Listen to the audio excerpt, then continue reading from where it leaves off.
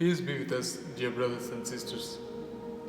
In this season of Lent, as we are meditating upon the passion and death of our Lord Jesus Christ, let us see now the actual places where Jesus experienced the depth of human fragility and human weaknesses, and where he was denied and betrayed by his own friends, where he was mocked by the religious elders and tortured by the soldiers, and in the actual place where he was strengthened by the God the Father, as we see in the Gospels. He went through all these moments in the Garden of Gethsemane, as we see in the Gospels, to fulfill the will of God, that is, to bring us salvation in eternity, as we see in the Gospels. Now let us see the actual places in the Garden of Gethsemane, where Jesus was betrayed, mocked, arrested, denied, and abandoned by his own friends, as we read in the Gospels. Then Jesus went with them to a place called Gethsemane, and he said to his disciples, "Sit here while I go over there and pray."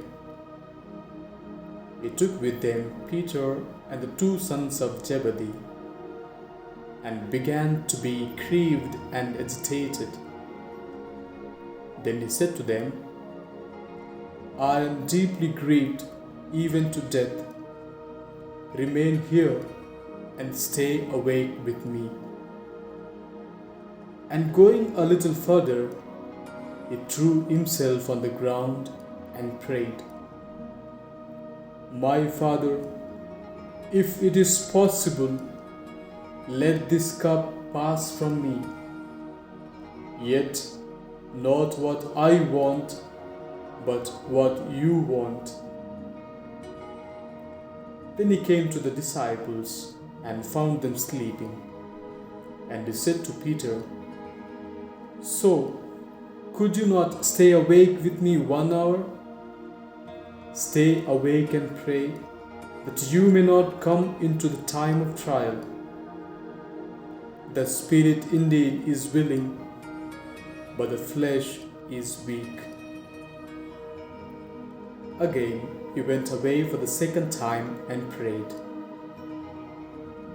"My Father, if this cannot pass until I drink it, your will be done." Again, he came and found them sleeping, for their eyes were heavy. So leaving them again, he went away and prayed for the third time, saying the same words. Then he came to the disciples and said to them,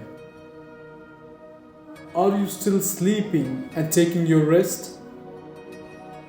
See, the hour is at hand, and the Son of Man is betrayed into the hands of sinners. Get up, let us be going. See, my betrayer is at hand." While he was still speaking, Judas, one of the 12, arrived. With him was a large crowd with swords and clubs, from the chief priests and the elders of the people. Now the betrayer had given them a sign, saying, "The one I will kiss is the man. Arrest him." At once he came up to Jesus and said, "Greetings, Rabbi," and kissed him. Jesus said to him, "Friend, do what you are here to do." Then they came and laid hands on Jesus and arrested him. Suddenly, one of those with Jesus put his hand on his sword, drew it, and struck the slave of the high priest, cutting off his ear. Then Jesus said to him, "Put your sword back into its place, for all who take the sword will perish by the sword. Do you think that I cannot appeal to my Father, and He will at once send me more than 12 legions of angels? But how can then would the scriptures be fulfilled, which say it must happen in this way?